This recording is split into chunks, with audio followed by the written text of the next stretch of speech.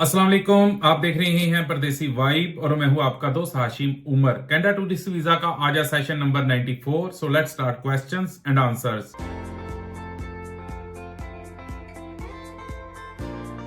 पहला क्वेश्चन है, brother is it important और mandatory to reserve a flight booking for visa?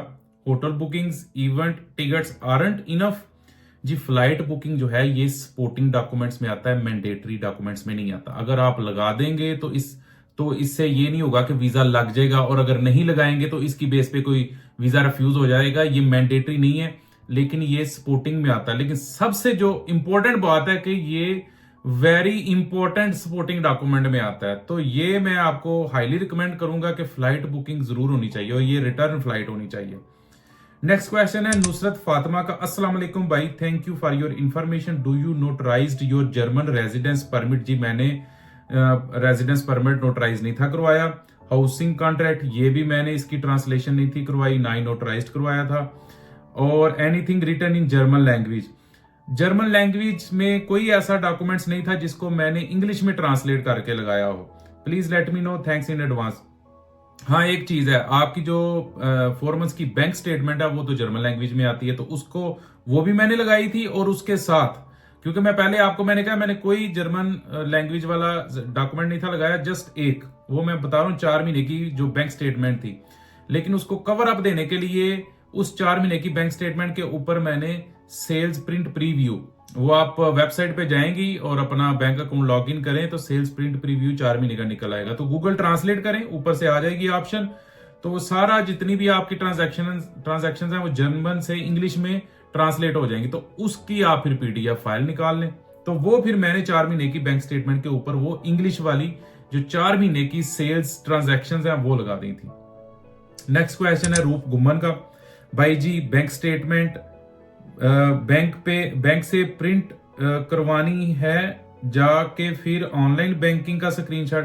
भाई देखें, आपने जो बैंक स्टेटमेंट लगानी है वो डिजिटल स्टेटमेंट, ई स्टेटमेंट, जो आप मोबाइल से भी निकाल सकते हैं, कंप्यूटर पे जाएं बैंक की वेबसाइट पे, उधर से भी आप वो डिजिटल बैंक स्टेटमेंट निकाल सकते हैं। वैसे ईमेल पे भी आती है, तो वो डिजिटल स्टेटमेंट जरूर लगाएं। अब कुछ दोस्त कहते हैं जी हमने बैंक में जाके ठप्पे लगवाने हैं, वो ज्यादा अच्छी होती है। मैं उसको ज्यादा अच्छा नहीं समझता, मतलब लगाएं सही, लेकिन उसको नंबर 1 प्रायोरिटी पे नहीं मैं रखता। नंबर 1 पे मैं रखता हूं डिजिटल स्टेटमेंट, जो कंप्यूटर से ऑटोमेटिकली जनरेट होती है, क्योंकि उसको वेरीफाई करना वीजा ऑफिसर के लिए आसान होता है। क्योंकि जो डिजिटल स्टेटमेंट निकलती है उसमें जब आप एडिटिंग करते हैं तो आगे वीजा ऑफिसर को अगर एडिट वाली 2 नंबर स्टेटमेंट जाती है तो वो पकड़ लेता है। तो लिहाजा वो उनके लिए ये अच्छा होता है कि अगर आप डिजिटल स्टेटमेंट, ई स्टेटमेंट भेजेंगे तो वो वेरीफाई कर लेंगे, हाँ जी इसमें कोई एडिटिंग नहीं हुई। दूसरा, जो ठप्पे शप्पे हैं, आपको पता है ठप्पे बन जाते हैं, ये ठप्पे जो बैंक स्टेटमेंट के ऊपर लगवाते हैं। बहरहाल ऊपर डिजिटल स्टेटमेंट लगाएं, उसके साथ आगे जो आप बैंक में जाके जो ठप्पे लगवा के वो आगे लग जाएगी, लेकिन ऊपर डिजिटल, नीचे दूसरी। नेक्स्ट आएगा क्वेश्चन दबंग का। अस्सलाम वालेकुम brother, I have $US statement of approximately $6,000 but don't have any kind of transaction in last 3 to 4 months, should I proceed with it? आपकी अगर कोई ट्रांजैक्शन नहीं है तो आपका रिफ्यूजल आएगा, बहुत जल्दी रिफ्यूजल आ जाएगा। मैं हमेशा कहता हूं ये मैटर नहीं करता कि आपका फाइनल बैलेंस कितना बना हुआ, मैटर ये करता है कि आपकी ट्रांजैक्शंस कैसी हैं। तो आपकी ट्रांजैक्शन है ही कोई नहीं तो आपका तो फिर रिफ्यूजल आएगा। तो लिहाजा ट्रांजैक्शंस दिखाना बहुत जरूरी है। सज्जाद रहमान का क्वेश्चन है, excellent work bro, kindly tell me if I make a statement of 1.5 crore by selling a property, will I get a tourist visa without having any travel history? Please do reply. Sajad भाई, travel history बिल्कुल matter नहीं करती, उसको side पे कर दें।